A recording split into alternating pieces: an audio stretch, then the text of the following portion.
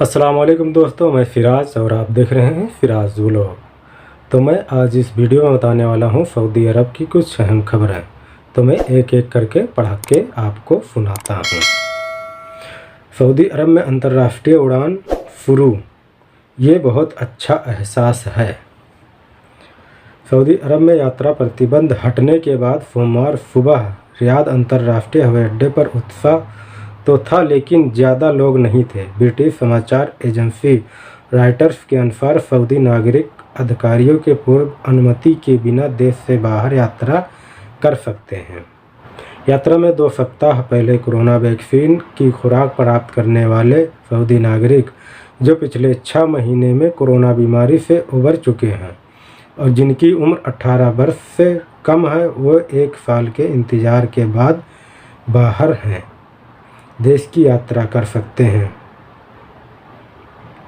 King Khalid अंतर्राष्ट्रीय हवाई अड्डे पर प्रस्थान से पहले इंतज़ार कर रहे बदर अल नवाफ ने कहा कि मुझे बहुत अच्छा लग रहा है।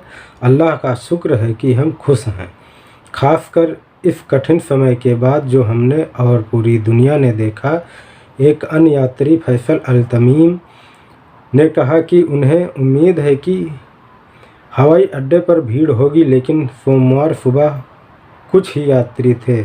मुझे लगता है कि लोग कोरोना वायरस के नए उपभेदों, विशेष रूप से भारतीय तनाव और कई देशों में नए नियमों के बारे से चिंतित हैं। कोरोना वायरस के खतरे को देखते हुए सऊदी नागरिक बिना पूर्व अनुमति के 13 देशों की यात्रा नहीं कर सकते हैं। जो मैंने कल की एक वीडियो में बताया था, वो 13 देश के बगैर इजाज़त के वो यात्रा नहीं कर सकते हैं जो सऊदी नागरिक हैं। अल्लाह का शुक्र है कि हम आज पर्यटन या व्यवसाय के लिए यात्रा कर सकते हैं। सोमवार की सुबह एक अन्य यात्री जाबिर अल महदी ने कहा कि अल्लाह ने चाहा तो ये महामारी ख़त्म हो जाएगी और हर कोई यात्रा कर सकेगा। तो एक खबर ये थी, तो मैंने पढ़ के आपको हिंदी में सुनाया हूँ। एक खबर यह है जो सऊदी और बहरीन को जो जोड़ता है पुल किंग फहद ब्रिज, तो उसके बारे में वहाँ की बहुत भीड़ थी रात में, तो मैं आपको पूरा पढ़ के सुनाता हूँ। किंग फहद ब्रिज पर सऊदी कारों की लंबी कतारें क्यों हैं? विदेश यात्रा की अनुमति मिलने के बाद बहरीन की यात्रा करने के लिए सैकड़ों सऊदी लोग ने किंग फहद ब्रिज का रुख किया है। रविवार से सोमवार की रात के बीच यात्रा प्रतिबंध हटाने का फैसला लागू होने से पहले ही पुल के पास बहरीन जाने के इच्छुक नागरिकों की कतार लग गई थी। एक खबर यह है कि यात्रा प्रतिबंध हटा, रियाद के किंग खालिद हवाई अड्डे से पहली उड़ान रवाना। सऊदी अरब में सोमवार 17 मई को दोपहर 1 बजे से यात्रा प्रतिबंध हटा दिया गया है। सऊदी अरब के हवाई अड्डों, बंदरगाहों और सीमा चौकियों को सऊदी नागरिकों के लिए खोल दिया गया है। रियाद के किंग खालिद एयरपोर्ट से पहली फ़्लाइट दोपहर 1 बजे के बाद रवाना हुई है।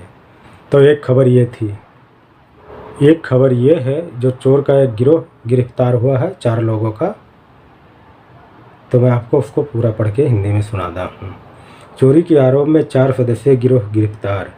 सऊदी अरब में रियाद पुलिस ने शॉपिंग मॉल में चोरों के एक समूह को गिरफ्तार किया है। रियाद पुलिस के प्रवक्ता खालिद अल किरदिस ने एक बयान में कहा, शॉपिंग मॉल में शामिल समूह एक सऊदी नागरिक और 3 अवैध आप्रवासी शामिल थे। विदेशी सीरिया के हैं। सऊदी समाचार एजेंसी एसपीए के अनुसार प्रवक्ता ने कहा, चोरी हुए माल की कीमत करीब 2.5 लाख रियाल है।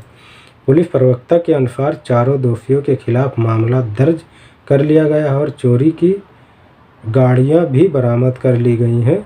आरोपियों को कानूनी कार्रवाई के लिए लोक अभियोजन के सुपुर्द कर दिया गया है। तो एक खबर ये थी।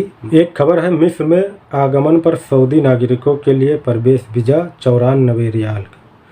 सऊदी दूतावास का कहना है कि मिस्र की यात्रा करने के इच्छुक सऊदी को आगमन पर 94 सऊदी रियाल के वीज़ा खरीदना होगा। अरब न्यूज़ के अनुसार मार्च के मध्य में जारी की गई नीति के अन्य खाड़ी देशों के अरब यात्रियों पर लागू किया गया। दूतावास की ओर से जारी एक बयान में कहा गया है कि यहाँ पहुँचने वाले यात्री इमिग्रेशन प्रक्रिया को पूरा करने के लिए पासपोर्ट कंट्रोल में जाने से पहले उक्त शुल्क का भुगतान करके तुरंत वीज़ा प्राप्त कर सकते हैं। सऊदी अरब ने कोरोना वायरस के प्रसार को रोकने के लिए अस्थायी प्रतिबंध के बाद सोमवार 17 मई से अंतर्राष्ट्रीय उड़ान फिर से शुरू कर दी है। हवाई यात्रा पर अस्थायी प्रतिबंध हटाने के साथ सऊदी अरब के अंतर्राष्ट्रीय हवाई अड्डों से लगभग 350 उड़ानें का प्रस्थान की उम्मीद थी। Flight data intelligence company OAG के अनुसार इस साल की शुरुआत में मध्य पूर्व और अफ्रीका के सबसे व्यस्त मार्गों में सऊदी अरब और मिस्र के मार्ग शामिल हैं। तो एक खबर ये थी जो मैंने आपको पढ़ के सुना दिया हूँ। वीडियो देखने के लिए बहुत बहुत शुक्रिया।